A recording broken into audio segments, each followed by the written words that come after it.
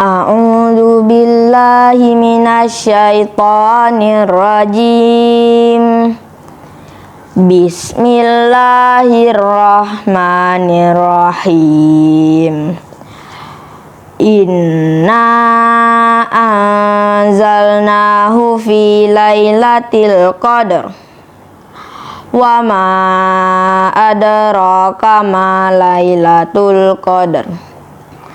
Lailatul qadri khairum min alfi syahr. Tanazzalul malaikatu warruhu fiha biizni rabbihim min kulli amr. Salamun hiya hatta matla'il fajr. Shadaqallahul azim. Assalamualaikum warahmatullahi wabarakatuh. Hamdan wa syukran lillah. Salatan wa salaman ila rasulillah. La haula wa la quwata illa billah. Teman-teman dan para pendengar yang saya cintai, surah Al-Qadar adalah surah yang menceritakan tentang kisah turunnya Al-Quran. Mau nggak kalian mendengarkan kisah turunnya Al-Quran?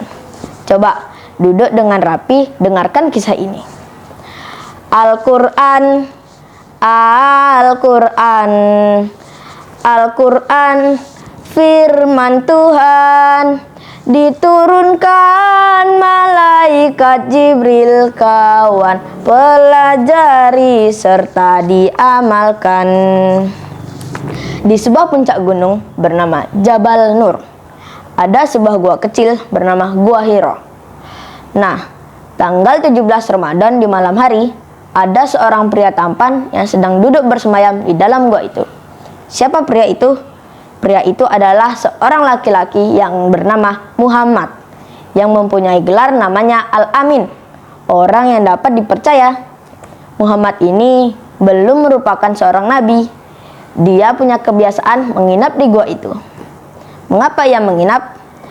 Nah, ini masalahnya. Karena beliau hatinya sangat prihatin. Beliau sedih melihat tetangganya yang jahat. Bagaimana tidak jahat hobinya berperang. Ya, ting ting ting. Melepas panah, melempar tombak, bahkan membunuh orang yang mereka tidak sukai. Suku antar suku bertarung. Kalau mereka menang, perempuan dan anak-anak diambil dan dibawa pulang dan dijadikan budak. Kalau ia suka, dibawa ke rumah, kemudian dipekerjakan. Kalau seandainya tidak, dijual. Ini kekejaman dan kebodohan orang-orang Quraisy zaman dulu. Bukan hanya itu, selesai mereka berperang, biasanya mereka ke Ka'bah. Untuk apa? Rupanya mereka ke Ka'bah bukan untuk umroh, tawaf, atau yang lainnya. Tetapi rupanya mereka menyembah patung-patung yang ada di sekitar Ka'bah. Patung buatan mereka sendiri, yang terbuat dari batu, dari kayu, dari makanan, bahkan dari barang-barang bekas dibikin patung dan disembah. Zaman kebodohan, zaman jahiliyah. Orang tidak menggunakan hati, akal pun tidak. Yang ia gunakan hanyalah keinginan nafsu saja. Inilah yang bikin Nabi Muhammad sangat sedih. Bahkan ada nih, sampai hati orang tua membawa anaknya ke padang pasir, lalu dibuatkan kubur dan ditanam hidup-hidup. Hanya karena bayi ini perempuan. Mereka malu punya anak perempuan. Mereka bangga punya anak laki-laki. Padahal yang paling mulia bukan laki-laki perempuannya, tetapi ketakwaannya kepada Allah Subhanahu wa Ta'ala ketika Nabi Muhammad mengajarkan Islam. Teman-teman yang saya cintai, malam itu Muhammad sedang terduduk sambil membaca kalimat memuji Allah Ta'ala. Hatinya yang susah itu dia obati dengan mendekatkan diri kepada Allah Subhanahu wa Ta'ala. Tanpa disangka dinyana, laki gagah itu dikejutkan dengan datangnya seorang tamu yang meluncur dari langit. Dia malaikat Jibril yang mewujudkan diri menjadi seorang laki-laki yang tampan dan bersih. Tetapi meskipun tampan dan bersih, karena datangnya tiba-tiba, Nabi takut juga. Orang ini pertama kali jumpa, Nabi takut, apalagi saya. Coba kalian, tiba-tiba muncul seorang laki-laki yang datang di depan kalian, kemudian tertawa, akan menyakitimu. Apa yang akan terjadi? Pasti kamu akan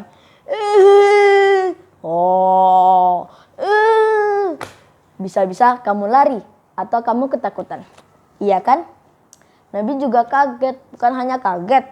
Tiba-tiba makhluk ini menjadikan Nabi semakin kaget karena dia mendekat kemudian mengucapkan beberapa kata. Iqra, bacalah. Nabi yang masih ketakutan dan bingung, ia mengatakan, Nabi Qori, saya tidak bisa baca.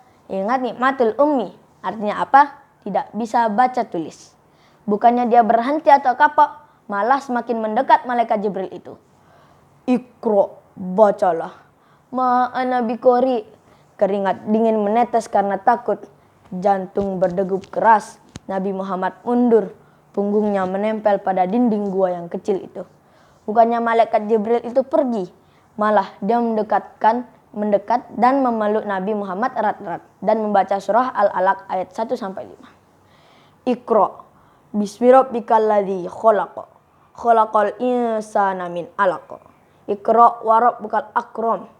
Alladzi 'allama bil qalam. 'Allamal insana ma lam ya'lam. Nabi Muhammad dalam pelukan Jibril itu menirukan ayat demi ayatnya sehingga ia hafal. Saat dilepaskan badannya pun terasa lemas tapi lega rasanya. Jibril pun menghilang. Assalamualaikum. Dia meninggalkan Muhammad. Nabi Muhammad yang tampan tadi, yang gagah itu tiba-tiba tampak seperti orang yang ketakutan sekali. Ia turun dari Gua Hira, keluar dari gua, turun dari Jabal Nur, kembali menuju ke kota Mekah.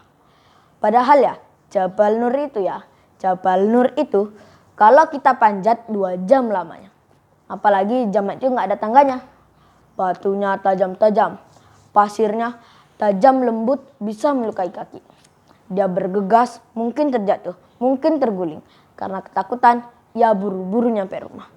Ia ketuk pintu sampai rumah. Khadijah, bukakan pintu Khadijah.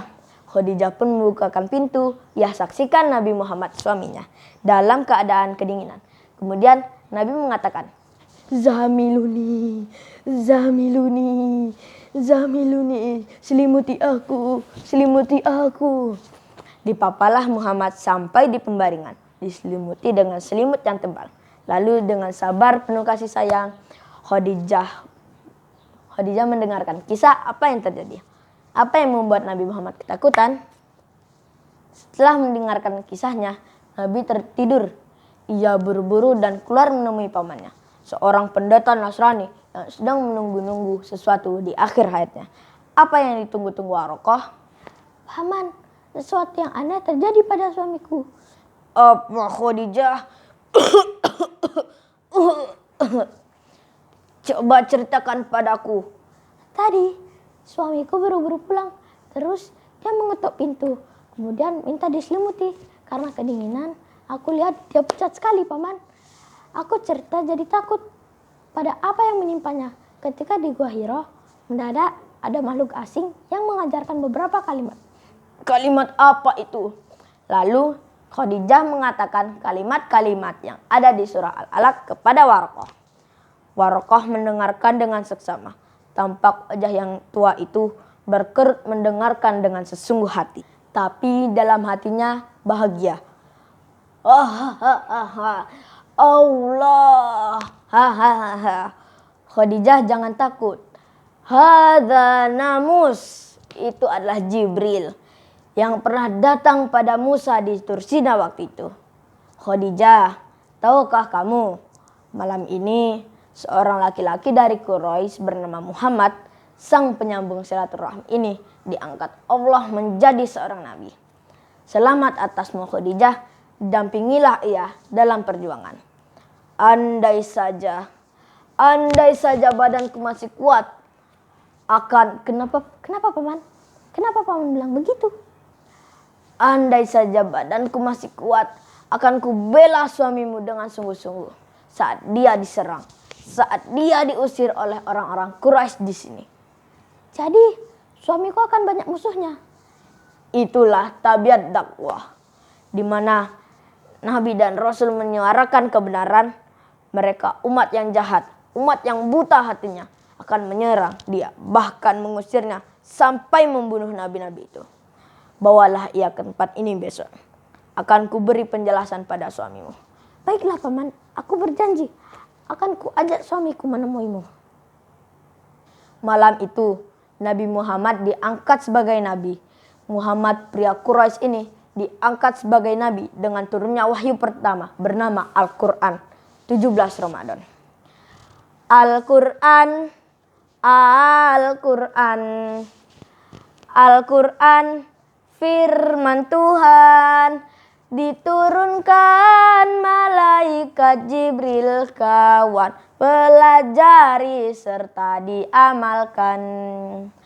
Taurat, Zabur dan Injil, Al-Quran penyempurnanya, kitab suci jadikan pedoman kawan, pelajari serta diamalkan.